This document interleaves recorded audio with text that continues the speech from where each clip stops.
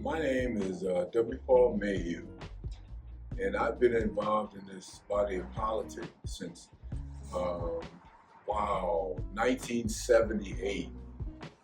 The positions that I have held, I was a county commissioner for 20 years, and I've been a precinct delegate for exactly around 20 years as well. So I've held those positions in the past. I've ran for other positions. I remember I ran for state senate, a state representative, but each time I came back to be county commissioner. But state rep, state senate, and then I ran for mayor. And those are some contentious times in the community. And so I had a good time, but they were contentious times, and it was during a period of time when they didn't see us, the society didn't see us as being at that level. But God willing, and everything kind of worked out, and I stayed at that level for 20 years as a county commissioner. I was just sitting here thinking about my venture into politics, and I started with an advocate group. The advocate group that I started with was called ACORN, the Association of Community Organizations for Reform Now. And so I started with that group. That group taught me, basically all of my organizing techniques, because they were homegrown, neighborhood-based people. Came into Michigan, came into a lot of the northern states, because they were the Association of Community Organizations for Reform Now, was started out as the Arkansas Association of Community Organizations for Reform Now. They were Southerners, and so they come in and they gather us together in the neighborhoods that was kind of left hanging, because we were from those neighborhoods that didn't have much power, and they began to teach us, how to organize and how to become political and do things from a political standpoint. And I had worked my way up to becoming the delegate to understand the whole political system of ACORN. So I was chairman of the ACORN People's Platform Committee and the ACORN Political Action Committee. And those two organizations, they were separate, but I controlled both of them during my heyday. And so we take that organization, we would leverage the people that we had in it for power for the communities that were left out of the body of politics. How I got started here locally is that, I began to go to party meetings. I didn't know a whole lot about party, but I began to go to party meetings. And one day I was at a meeting, and a lady named Dorothy Newman said, "You should run for precinct delegate." And I said, "Oh, what's a precinct delegate?" And then she began to explain to me about what a precinct delegate is. So I ran for precinct delegate, and then that became part of my base of beginning to understand how politics affects the whole community. And so after I ran for delegate, then I said, shoot, we need to have more people run for delegate. So then we began to have more people run for delegate, and figured out that the precinct delegate became a base, so if we wanted to go into the party meetings and have political strength, then all of our people should be precinct delegates. And it's because what happens in precinct delegate, you can vote as a block. So if I have an issue and I have 10 other people that within the party with that same issue, then we're called a block. And that voting block stands up for what we stand for. Then you can take that particular voting block and ally with another voting block. And then if it's 10 of y'all and 10 of the other people, then you got a block of 20 people, and that's sometimes a block of 20 people is a block of 20 votes. So if you want to get your issue across in the local body of politics, you ally with other people and you bring other people into your issue, and you all can agree on those issues, agree to disagree on some issues, and agree to move forward on some other issues. Research the issue and see where the interests lie in terms of the issue. Now, and then after you see where the interests lie, then you make the decision, are you for or against this issue before I move forward? And if I'm for the issue, then I'll research and see who else is for the issue. If I'm against the issue, then I research and see how people are saying this issue doesn't affect me or it don't apply to me. But you have to be, I think, the basic way is to deal with the issue. If I want to get involved in a campaign, I'm going to deal with the issue. Okay, so once you've decided, you know what, I've got some strong concerns, there's some issues I want to deal with, I feel like I can make a change, and I've got some stakeholders. Now, what's my step? Is there somewhere I need to go to voice that I want to be a candidate? Yes, it is. And first of all, I'm at that step, and then I decide, whether I want to be a precinct delegate or not. So because I got to start at the party membership level. Like one famous politician told us, a guy named Tip O'Neill, all politics start locally.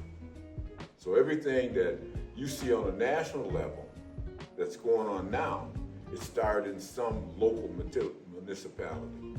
So all politics start at a local level, then it mushrooms into a national level or statewide level or countywide level.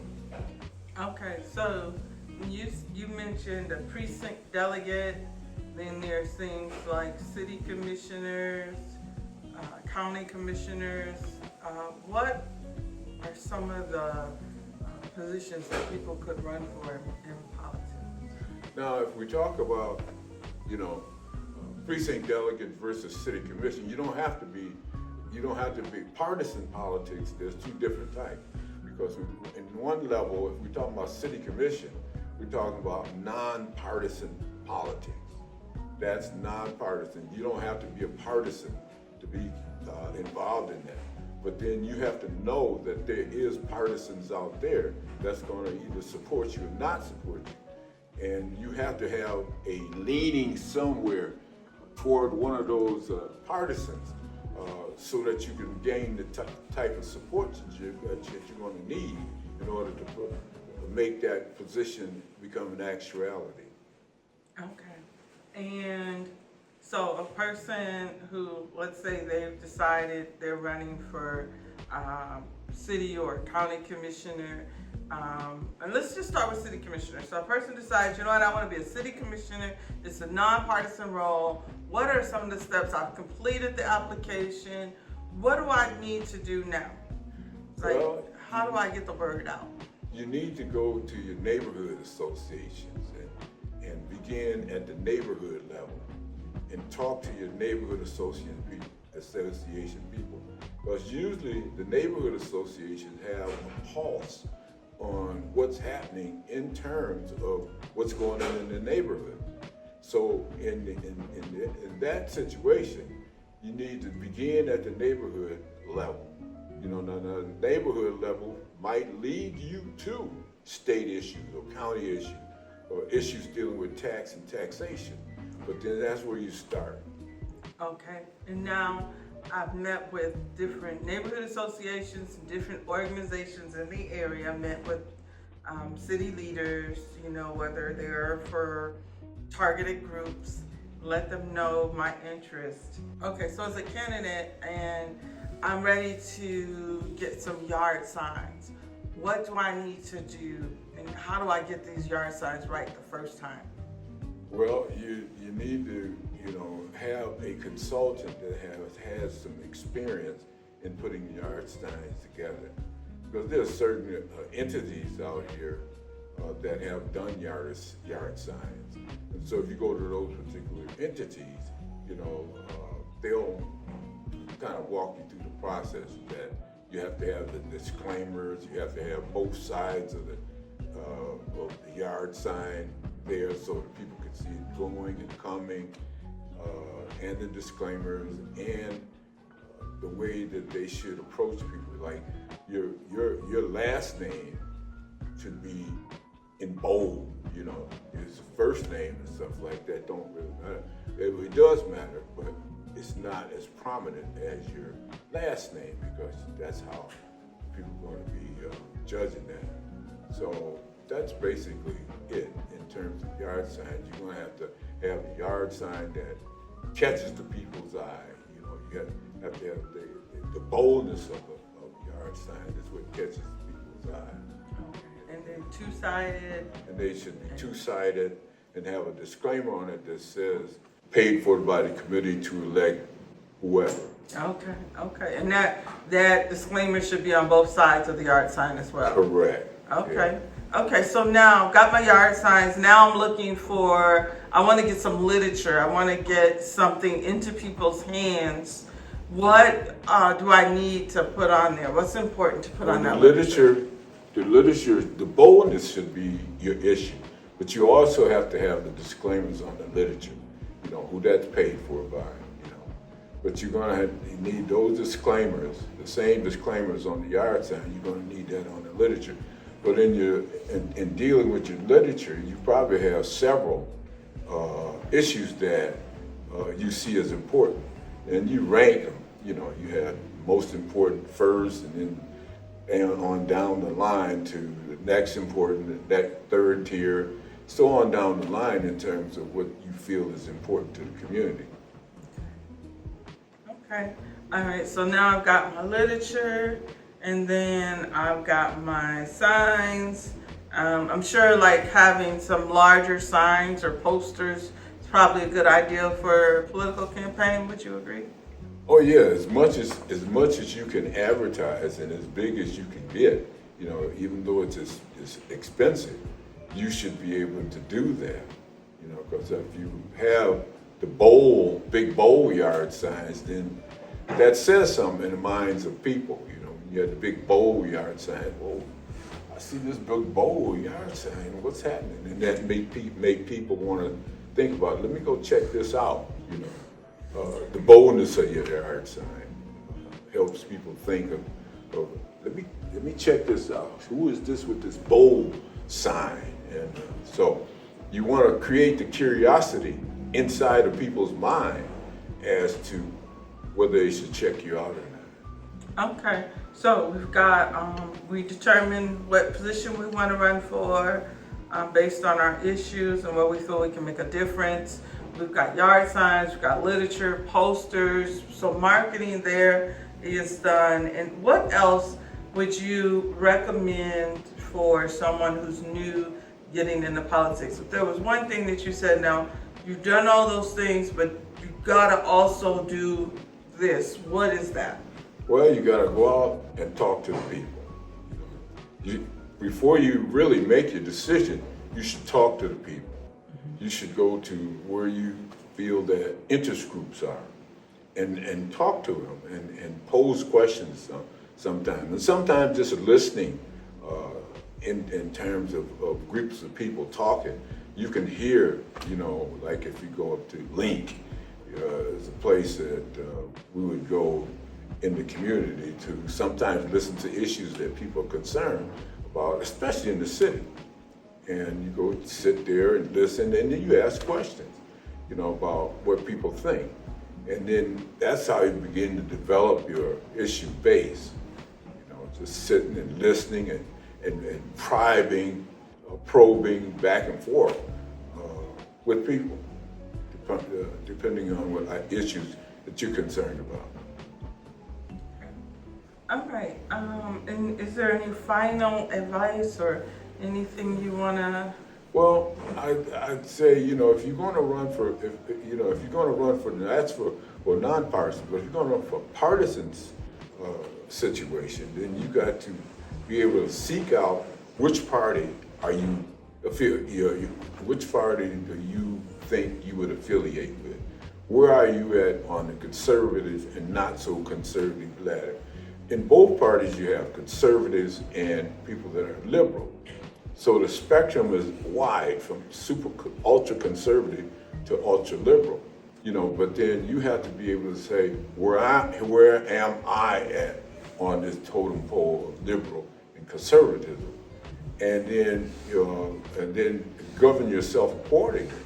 If you want to, when you run for precinct delegate on the partisan side, then you got to make a decision, as to how I fall in terms of liberalism and conservatism. Mm-hmm. Because inside the body of politics, inside the structure, there are liberals, conservatives, and radicals.